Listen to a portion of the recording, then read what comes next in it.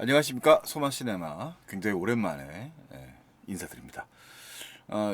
저희 채널이 애초에 뭐 영화 리뷰만 중심으로 지금 현재 진행하고 있는데, 그동안 제가 좀 자리를 비우고 좀 개인적으로 어딜 여행을 다니고 와서 상당히 좀 많은 시간 오랜만에 올리게 되네요. 뭐 사전 공지 못한 점 죄송하게 생각하고요. 일단 또 돌아왔으니까 영화 리뷰를 다시 또 시작을 해보도록 하겠습니다. 포스터가 보이시죠? 네, 지금 추락의 해부 보이실 겁니다. 이번 주에 이제 돌아오고 나니까 제가 그 여행 준비 등등으로 해가지고 뭐 영화를 제대로 못 보다가 이제 갔다 와서 이 영화를 봤는데요. 이 영화가 이제 올해 아카데미 5개 부문에 노미네이트 됐어요. 근데 사실은 이 영화는 이제 그 미국 영화가 아니고 프랑스 영화입니다. 그리고 작년 칸네 영화제 황금종려상 수상자이기도 하죠. 팔메르도라고 부르는. 오랜만에 프랑스 이게 이 영화는 칸네 영화제에서 이제 여성 감독은 세 번째 수상이라고 하는데요. 이 비교적 젊은 감독이죠. 주스틴 트리에 감독의 저도 잘 누군지 몰라요. 주스틴 트리에 감독의 영화고요. 이 영화 전에는 이런 필모그래피를 갖고 있습니다. 10일이라는 작품이 있었고요. 뭐 주로 평론가들 뭐 이런 분들이 좋아하시는 분들이라서 저도 사실 이 감독의 이 영화가 처음이었습니다. 주스틴 트리에 감독이고요. 평도 뭐 상당히 좋습니다. 이 아나토미 오브 폴이라고 해가지고 추락의 해부죠, 말 그대로 이렇게 나와 있고요. 출연진도 아무래도 좀 생소하실 텐데 이 중에서 주역 산드라 역할을 맡은 같은 자신의 이름과 같은 이름을 맡았네요. 산드라 휠러라는 배우는 그 토니 에드만이라는 영화로 이제 상당히 딸 역할을 맡았던 그 인물로 상당히 좀 인상 깊은데 비운데 독일 배우입니다. 사실 의도적이에요. 이 사람이 영화 속에서도 독일에서 프랑스로 이민 온 인물로 되어 있고 그래서 프랑스어가 좀 약하다는 설정을 가지고 있는데 그 점이 또 사실 이 영화에서 굉장히 중요한 포인트이기도 합니다.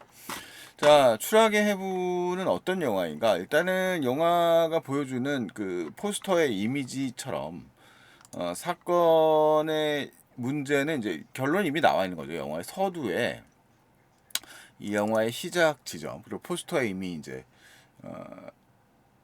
나오고 있습니다. 누군가 사망했죠. 이 영화에 등장하는 인물 자체가 그렇게 많은 인물들이 등장하고 있는 게 아니기 때문에 이 뭐 이것이 스포일러라고 말할 필요가 없습니다. 이 영화의 예고편만 봐도 알 수 있듯이 지금 이제 극 중에 산드라 주인공이죠. 이 산드라의 남편이 사망한 걸로 영화의 초반부에 등장을 합니다. 남편이 사망하는 걸로 등장합니다. 그리고 이 영화에서 이제 가장 축이 되는 인물은 역시 당연히 주인공 산드라일 것이고 동시에 이제 아들이죠. 아들 캐릭터가 지금 눈에 보면 아시겠지만 시각 장애가 있는 이 아들 캐릭터가 이제 중요한 인물입니다. 그냥 뭐 인물 이름보다도 그냥 편하게 쉽게 얘기하도록 산드라만 언급을 하고 나머지 인물들은 그냥 대략 얘기를 하도록 하겠습니다. 추락의 해부 조명을 켜겠습니다. 자, 추락의 해부 이 영화는 사실 이제 저희가 이 영화는 그 한 대략 중간중간에 아들이 이게 되게 유명한 음악인데 제가 그 제목을 모르겠어요. 그 피아노 연주를 한 장면들이 종종 나와요. 이게 대략 장을 나누는 역할을 담당한다고 말 수 있겠는데 대략 크게 봤을 때 앞부분에 사건이 벌어지고 그 다음에 사건이 벌어진 다음에 수사가 진행되는 얘기까지가 나오고 그 다음에 이제 변호사와 만납니다. 변호사가 만나고 그 다음에 그 영화의 뒷부분에 거의 상당 3분의 2 정도의 얘기는 거의 극중 거의 재판 법정 드라마로 진행이 된다고 알 수 있겠습니다. 상당히 이게 좀 기존의 스릴러 장르들과 다른 것은 뭐냐면 사건이 벌어지면 보통 이제 범인이 누구냐라고 하는데 집중을 하잖아요. 근데 감독이 의도적으로 사실은 이 영화에서는 극히 제한된 등장하고 뭐 누군가 무슨 뭐 음모가 숨어 있고 이런 게 아닙니다. 근데 이게 이제 현대 풍자극이기도 하거든요. 말하자면 이 부부가 어떻게 이제 그 살고 있는지가 이 사건 하나로 인하여 계속 이제 파헤쳐져 버리는 거죠. 그러니까 난도질을 당하는 이야기예요. 사실 이제 관객도 이 어떻게 보면 이 산드라라는 인물 자체에 대한 모호한 감정을 가지고서 영화를 보도록 연출되어 있거든요. 그러니까 산드라는 자신의 주장을 역설하지만 이 사람에 대한 실체가 다 나올수록 그 사람의 각종 뭐 여러 가지 인간이 갖고 있는 여러 복합적 문제들 있잖아요. 장점, 단점, 난관, 이 부부관계의 어려움, 뭐 기타 등등등등 여러 가지 복합적 감정들, 복잡한 감정들이 다 드러나니까 이 사람을 단선적으로 만 딱 그냥 이 사람의 편을 들게만 영화 구성되어 있지 않다는 게 이 영화의 굉장히 훌륭한 점입니다. 사실은 인간이라고 하는 존재가 그렇게 뭐 단정짓게 이제 만들어졌다라고 말하기가 사실 좀 어렵죠. 그래서 이 영화는 사실 결론은 이미 나와 있어요. 왜냐하면 이 실제가 또 이게 범인이 누구인가가 중요하냐? 그것도 아니에요. 그러니까 영화에서 되게 중요한 대사로 등장하는 게 이 영화에서 사실상 키를 쥐고 있는 인물은 이 아들이거든요. 그러니까 시각장애 있어 실제 사건이 어떻게 나는지 모르는데 이 외딴 프랑스의 어떤 시골 마을의 별장에서 3층에서 떨어져서 아버지가 죽었단 말이에요. 근데 그걸 처음 발견한 친구가 이 지금 시각장애가 있는 아들이고, 그 다음에 이 사건이 어떻게 되는지에 대해서 계속 관찰자이자 마지막에 어떻게 보면 판단을 내리는, 어떻게 보면 관객의 입장에 서 있는 굉장히 혼란스러운 감정을 갖고 있는 게 이 아이입니다. 자, 그러면서 우리는 이제 남아있는 건 아버지와 어머니, 그 다음에 이제 어머니에 대해서 아이가 굳이 알지 않아야 될 얘기들까지 다 알게 되면서 오히려 혼란스러운 아이의 모습을 목도하게 되죠. 자, 사실은 되게 이상한 가정은 아니에요. 되게 정상적인 가정인데 뭔가 마음대로 안 풀리는 가정이었던 것을 이제 점점 드러나게 됩니다. 상대적으로 이 여성은 독일에서 프랑스, 미국에, 영국에서 교수직을 하다가 작가로 비교적 잘 나가는 소설가이고요. 남편은 그렇지 못한 게 이제 나중에 등장을 하게 되거든요. 둘 다 교수하면서 이제 만날 정도로 지적인 인물입니다만, 이들의 관계는 사실은 이제 그 위기의 상황이었던 거죠. 흔히들 뭐 부부관계라는 게 위기들을 많이 겪기도 하는 거니까요. 자, 근데 문제는 이제 이 사건에서 이 느닷없이 이제 사건이 벌어져 이 남편이 사망했단 말이에요. 근데 영화를 끝까지 봐도 이 남편이 사고로 사망했느냐, 살인을 당해서 사망했느냐, 사실은 명확하고 뚜렷하지 않습니다. 이거 왜냐하면 이 사실의 진실은 좀 비어 있어요. 무슨 CCTV가 있는 것도 아니고 아무것도 어떤 일이 벌어졌는지 사실은 알 수가 없습니다. 근데 마지막에 이제 이 소년이 대답을 하는 장면이 그거든요. 법정에서 마지막 그 증거로서 진술을 이 소년이 하는데, 이 비어있는 실체, 비어있는에서는 정황에 기대할 수밖에 없는데, 정황에서 보자면 중요한 것은 결국 어떻게가 아니라 왜냐는 거예요. 근데 이게 왜 중요한 문제냐면, 우리가 이제 이 영화는 서사에 대한 이야기이기도 한데, 결국은 사람들은 재밌는 이야기를 찾는 경향이 있단 말이에요. 근데 이 이야기는 사실은 다시 보면 아주 어떻게 보면 처음에 산드라가 주장하는 것처럼 되게 단순한 이야기일 수도 있어요. 사고사일 수도 있고, 그 다음에 그냥 자살일 수도 있습니다. 제가 봤을 때는 오히려 자살이 아닐 수도 있다는 생각이 들어요. 그냥 사고사였을 확률이 높을 것 같은데, 이 영화에서는 이 소반 수사 단계에서 경찰이 수사 과정에서 이 사람이 그 일종의 혈흔 분석이라든가 이런 것들을 통해서 이 사람이 아마 스스로 이제 강한 두부에 강한 이제 그 손상을 입었기 때문에 이 부분에 대해서 자살했을 확률이 높지 않다라고 판단을 한단 말이에요. 프랑스 경찰 검찰이. 그러면서 이제 유력한 용의자로 이 산드라를 이제 지목하게 되는 거죠. 왜냐하면 없으니까, 사람이라고는 뭐 산드라밖에 없었어요. 그리고 이 산드라가 영화 초반부에 지금 이 추락의 이미지, 이 영화의 제목이 추락의 해부잖아요. 영화의 시작점은 이제 떨어지는 공구로 시작을 합니다. 저 위 공간에는 지금 그 죽은 남편이 이 영화 시작할 때 첫 장면에서 있고, 남편이 추락하고 있는 상황인 거죠. 그리고 이 남편이 그리고 이 산드라의 경우에는 이 산드라 작가니까 이 그녀를 찾아온 그 학생과 오랜만에 만나서 이제 일종의 대화를 나누고 있는 상황이었어요. 그래서 되게 좀 어떻게 보면 이것도 모호하게 연출되는데 산드라는 사실은 나중에 밝혀집니다만 양성애자의 경향을 가지고 있거든요. 그래서 이 사람이 유혹을 하는 건지 아니면 그냥 즐거운 시간을 그냥 즐겁게 대화를 나누고 있는지 모르는 그런 식의 장면으로 이제 연출을 해요. 근데 이게 왜냐면 이 영화에서 되게 중요한 지점은 어, 그 모호함입니다. 사실은 우리는 속단할 수가 없어요. 어떤 사람이 무슨 생각을 했는지를 우리가 상상력을 발휘해 가지고 써서 얘기할 수 없단 말이에요. 또 이 영화의 첫 부분의 대화의 주요 내용도 허구와 사실에 대한 이야기들을 대화를 나누는 거예요.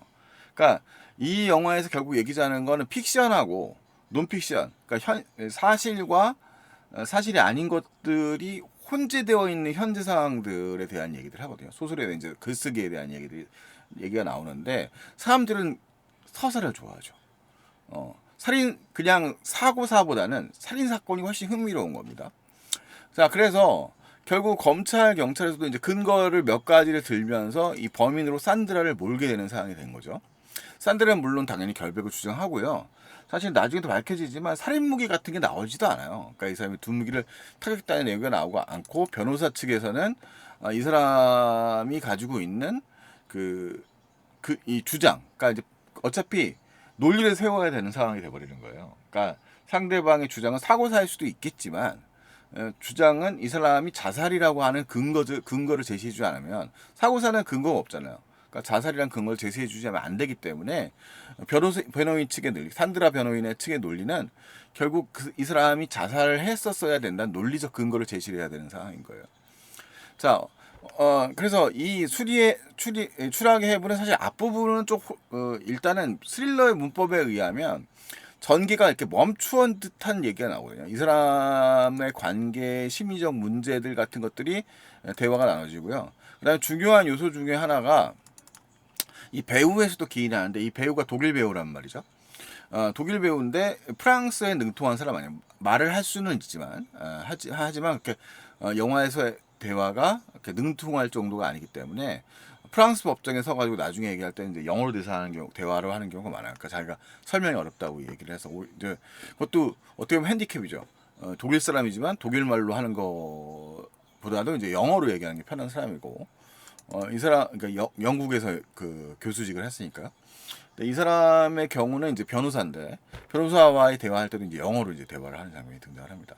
근데 이것도 이 문화적 핸디캡이에요. 그러니까 뭐냐면 뉘앙스라든가 이런 걸 표현할 때 법정에서 상당히 그런 부분에서도 이제 일종의 이 곡해받거나 지적을 받는 상황이 되는 거죠. 자, 그래서 이제 그런 한계적 상황이 떠몰려, 그러니까 핀치까지 몰려 있는 상황이 이제 되어 있는 상황이고요. 그런 복합적 상황에서 이 아이는 완전히 그냥 그 자신을 둘러싸고 있는 그런 여론 상황들 속에 완전히 노출돼 버립니다. 그러니까 이 아이의 존재가 굉장히 중요한 지점이에요. 그러니까 우리는 무방비 상태에서 수많은 정보들에 의해서 노출돼 버리기 때문에 그 속에서 굉장한 혼란을 겪게 되죠. 그래서 이 아이는 자신의 부모의 일이고 자신의 이제 이유를 모르겠음에도 불구하고 각종 검찰 측이라든가 경찰, 언론, 유튜브 등등에서 던져지는 내용들 때문에 결국은 이제 법정에서 그 복합적인 내용들 때문에 이 아이에게 배제될 것을 그 재판관하고 얘기를 할 때도 주장을 오히려 하거든요. 어차피 나중에 다 알게 된다. 차라리 법정에 서서 내가 내용을 아는 게 더 낫다라는 주장을 내세우면서 법정에 끝까지 참여를 합니다. 근데 하지만 그 마음의 상처를 어떻게 할 수는 없어요. 그래서 이 아이가 그래도 현명한 아이이기 때문에 어떻게 보면 보지 않아서 더 현명할 수도 있습니다. 보지 않아서 현명할 수도 있습니다. 그래서 영화 속에서 사실은 아이도 이제 막 그 혼란을 느끼는 장면들이 어떤 거냐면 영화의 법정의 진술의 내용들을 겪게 되면서 그 논증이 있을 거 아니에요. 근데 그중에 이제 상상하게 되는 거죠. 실제로는 실제 현실 속에서는 이 부부간의 싸움이 어떻게 벌어졌는지에 대해서 이 아이도 주장을 할 때 자기도 못 봤다. 그리고 그 실제로 부모가 이제 그 뭐 언성을 높여 싸우지 않았다. 이런 얘기들로 나오게 되거든요. 근데 이 영화에 지금 예고편은 별로 나와있지 않지만 결과적으로 이제 그 검찰이라고 하는 존재들 자체가 약간 우리 현실과 좀 겹쳐집니다. 현실에서 과연 검찰이 과연 실체를 밝히는 것에 관심이 있는 거냐, 아니면 이 송사에서 이기는 것에 관심이 있는 거냐. 그러니까 계속 이 여인 산드라에 대한 사실은 이제 밝힐 게 없는 상황들, 거의 뭐 증거도 본인이 입증을 해야 되는 상황을 만들어서 변호인단도 그렇고 그런 상황이 만들어지고 그 속에서 계속 집요하게 이 사람의 주변 상황들을 파헤치면서 이 사람의 인간적 한계점, 도덕적 한계점을 이제 지적해 나가면서 동인을 만들어내는 거죠. 그러니까 실제와 다른 느낌의 존재로서, 용의자로서의 산드라라고 하는 이 살인자로서의 이미지를 만들기 위해서 애를 쓰는 모습을 영화 속에서 이제 그 검찰들이 또 보여주는 거죠. 그래서 우리가 이제 보여주는 것은 이 영화 되게 복합적인 영화고, 그런 점에서 굉장히 관객들에게 생각을 많이 하게 한다는 점에서 훌륭한 영화인데, 특히 이제 법정 시퀀스가 상당히 이제 1년이 시간이 흘른 다음에 법정 장면이 지속이 되거든요. 그때 이제 그 긴박감이 이제 장난이 아닙니다. 어떻게 보면 깐죽거리는 이제 경찰관이 등장을 하게 되고, 각종 이제 검경은 각종 증거를 들이밉니다. 그러니까 이 남편이 죽기 전에 여러 가지 이제 녹취록을 이 소설을 작가가 되는 게 꿈이었기 때문에 부인처럼 주변의 상황들의 아이디어를 얻기 위해서 여러 가지 녹음들을 하면서 해놓은 게 있어요. 그래서 이 부부 싸움들까지 다 대중들에게 노출이 되는 거죠.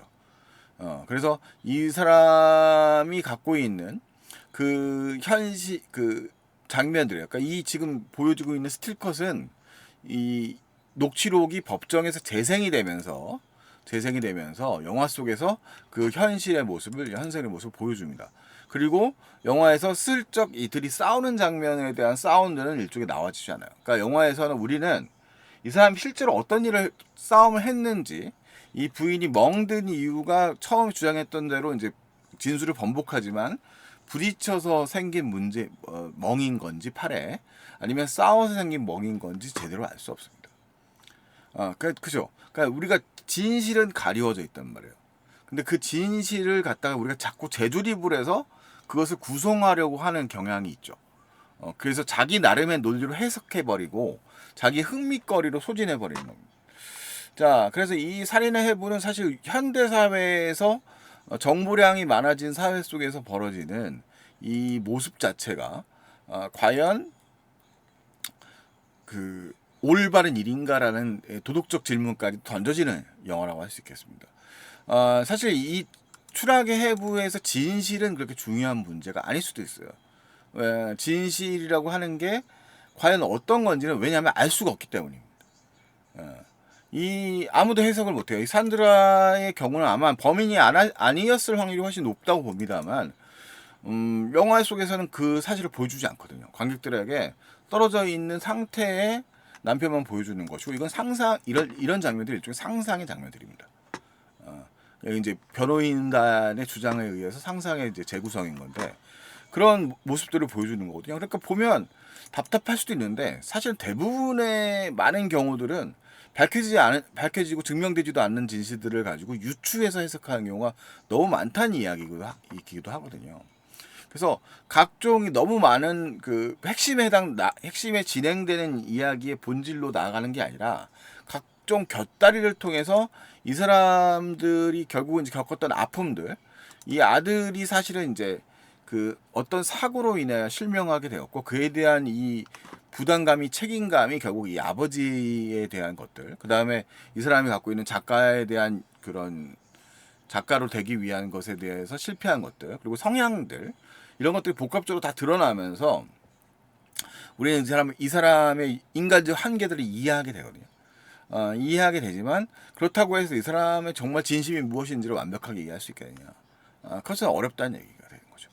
그래서 이 추락의 해부는 어떻게 보면 이 인간의 본체에 해당되는, 본질에 해당되는 그런 복합성에 대한 이야기이면서, 굳이 자신의 눈으로 모든 것을 해석해서 이해하려고 하는 현대 사회의 풍경에 대한 이야기입니다. 이 영화에서 검찰과 경찰은 온갖 소설들을 써가면서 이 주인공 산드라를 핀치로 몰기 위해서 애를 쓰거든요. 근데 그것이 설득력이 있어서 이 판단력에 굉장히 어려움을 겪는 아들의 경우에도 마지막 장면에 서술하기 직전까지 엄마와 떨어져 있기를 본인이 원합니다. 엄마에 대한 신뢰감이 법정의 방청 과정에서 완전히 깨져버린 거죠. 왜냐하면 자신이 몰랐던 실체 사건, 아빠가 뭐 아스피린을 약물을 과다 복용했다거나, 그다음에 엄마가 무슨 외도 사실이 있었다거나 이런 사실들을 통해서 신뢰감이 잃지는 않지만 그래도 이 아이는 현명한 아이라서 나름의 판단을 해냅니다만 어쨌든 그런 모습들을 과정을 아주 지난한 과정들을 법정 드라마의 형식으로 이야기를 풀어본다고 할 수 있겠습니다. 그래서 이 상당히 신선한 영화인데요. 그런 측면에서 프랑스 영화에도 불구하고 골든글로브에서도 수상을 했고, 그다음에 이번 아카데미상에서도 5개 부문 후보에 오른 올해 이제 외국어 영화가 된 걸로 보입니다.